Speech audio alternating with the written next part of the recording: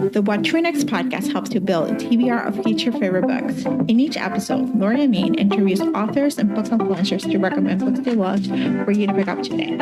If you're an avid reader, always looking for your next favorite read, then the show. Hi, Shari. Welcome to What to Read Next podcast. Hi, thank you. So happy to have you here. Tell us a little bit about yourself. I live in Toronto. I'm a Canadian. I live on a farm. I've been writing for about 20 years. I started writing thrillers about 15 years ago. No, not 15 years ago, 7 years ago. 7 or 8 years ago. Yeah. Gosh, feels like 15. No, just kidding. And yeah, I've been really, really thrilled with the reception of this new book. Everyone here is lying. This is very exciting. But you know what? 15 years, 7 years. I feel like 2010 was 2 years ago. So, like, it's like 13 years ago. It's like, wait, 2012 was like, I don't know, 4 or 5 years ago. I've lost all sense of time. It's just been weird. Yeah, we had a pandemic. Yes, we did. So what kind of farm do you live in? Like, is it a working farm? Do you have animals? Do you have vegetables? Or just like basically? No, it's just an old farmhouse with some land around it. Yeah. And we lease the land out to a farmer who cuts hay off it, but we don't have any animals because we travel quite a bit. That's exciting. Yeah. Well, that's a really cool thing. You have the lease, the stuff, you get some passive income of like the hay. Like someone else can actually give hay for the animals, Yeah. So well, you don't want the land to sort of go to waste. I mean, it's good to, yeah. Exciting. So what made you decide to start writing thrillers? Was it, a fascination with true crime, or just like something you were reading, or like, growing up, be like, maybe this is like an area that's a little more darker, and more twisty. This will be a fun thing to start writing. Yeah, I had been writing for years before. That's why I got mixed up in the timing. So I've been doing thrillers for 7 or 8 years, but I was writing for quite a number of years before that. Yeah. And I was writing comedies. So I had written some comedic novels, and that's really where I learned to write. But I'd always loved thrillers. That's mysteries and thrillers is what I grew up on. It's what I watch on TV. It's what I read. But I thought I couldn't write one because the plots are so important and they're so intricate, and I'm not a plotter. And back when I was writing these comedies, I didn't know any crime writers, and I didn't know that it was possible to write a thriller with an intricate plot without plotting it out beforehand. So I just assumed that you had to plot a thriller out beforehand because the plot was so key, and I couldn't do that. I didn't know how to plan. It's not the way I write. So when I wrote my comedies, I just sat down and I just went, and I didn't plan anything, and I didn't think you could do that for a thriller. And I always wanted to write a thriller, and it wasn't until my former agent said, "Oh, if only you could write a thriller," or "I wish you could write a thriller," and I said, "I wish I could too." And then I went home and I thought, you know what? I'm going to write one in secret. I'm just not going to tell anybody, because I truly thought I wouldn't be able to pull it off. I thought I would get halfway through and have a big mess of a plot and just have no idea of how to resolve it. But that didn't happen. It was The Couple Next Door, and I wrote it, and the whole thing just came together. So then I sat back and I thought, wow, you really can write a thriller without planning it out beforehand. And now I know I speak to lots of crime writers, and many of them don't plan. So now I know that you can do it that way. But at the time I didn't. So it was a big surprise. Oh my gosh. So do you write it out, like just uncover as it comes, and maybe during the couple later on drafts, you start to tighten things around, like it's just, you start uncovering, and then like another draft, like, oh, there's another clue, it just, Yeah.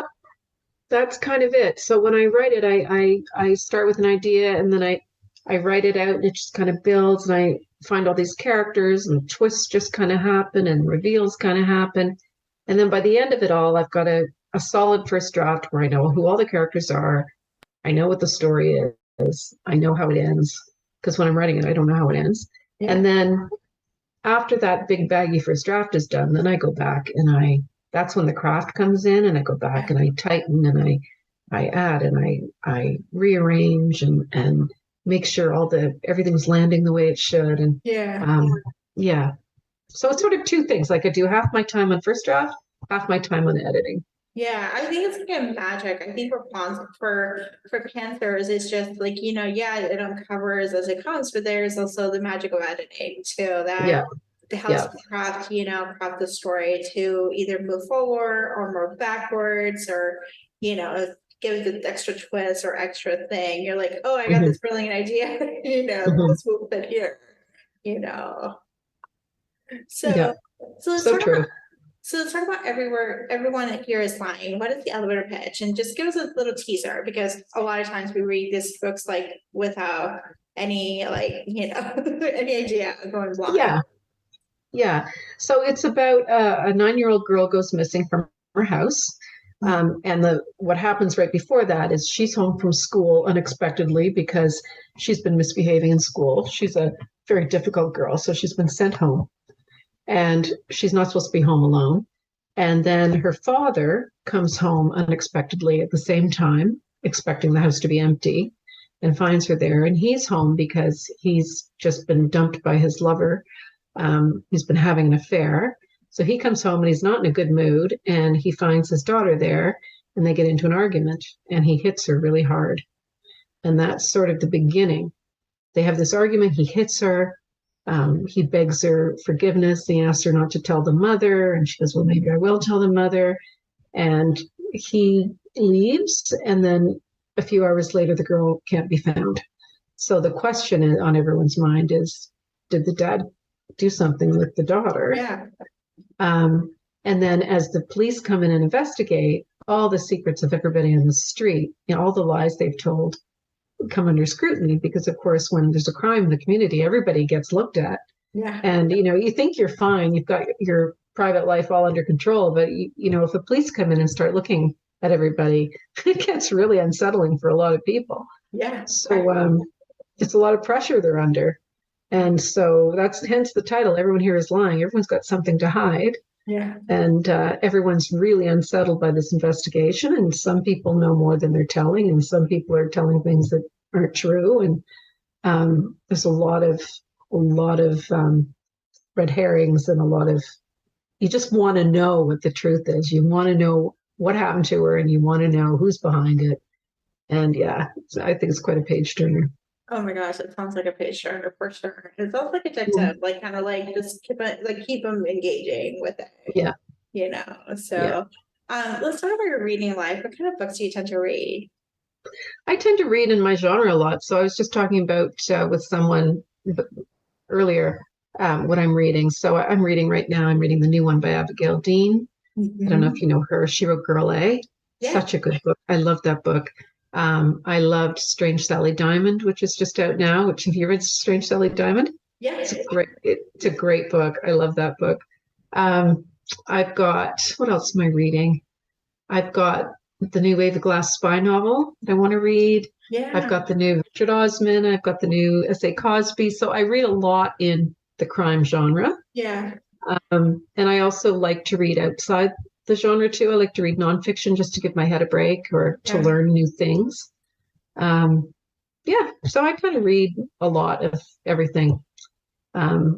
I have a thing for shipwreck stories. I don't know why, but I've always read lots of shipwreck stories. Oh my gosh, shipwreck stories they're fascinating. They are. I'm a bit of one of these. I'm very timid physically in terms of being an explorer. I'm one of these armchair explorers. So I love to read about people who go off on ships in the 1800s and they get shipwrecked and it's cannibals and everything. Or, that novel Into Thin Air about the people that went up Everest and everybody died. I love those. I would never climb Everest myself or even take a boat across the ocean, but I love to read about other people doing it. Yeah. And because everything goes horribly wrong, which is, what I love. I love when everything goes horribly wrong. It really is. And I will tell you, like, there's different places that I respect. The ocean is one of those places I respect. Yes. I'm like, there's no need to explore it, I feel the same. We're fine. Nature is scary. Leave her alone. Yeah. Yeah. Like, it's just like, saying goes with going to Mount Everest. It sounds good on paper, but like maybe not. Yeah, maybe not a good idea. Maybe we can just see pictures, from afar, I'm with you. So, Shari, tell us where you can find you online. So my website is just www.sharilapena.com. So you can look on there if you want to see my tour schedules where I'm going to be. But my handles are, I'm on Twitter, which is just Shari Lapena, and I'm on Instagram the most, which is Shari Lapena. I don't go on Facebook anymore because I can't figure out how to work it anymore. It is okay. And I tell this to my people, and they go, we can't figure it out either. What is going on with Facebook? It changes every week. I can't get onto my site anymore. It does. So yeah, Facebook has been like it's an olden time. Like it's too many changes, too many things. I'm like, what are you doing? You know, I'm a more of an Instagram kind of girly, and so I like Instagram best. I think that's where a lot of the fans are, and it's just an easy one to use. So that's where you can find me. And Twitter too is easy to use. I'm on Twitter. So awesome. Thank you, Shari, for being on the show. Oh, my pleasure. It's been a pleasure. Thank you. If you enjoyed this podcast, feel free to share with friends, subscribe, rate, and review the show. This is the easiest way to support the podcast. For a list of books mentioned and other book recommendations, please visit whattoreadnextblog.com. Thank you so much for listening and happy reading.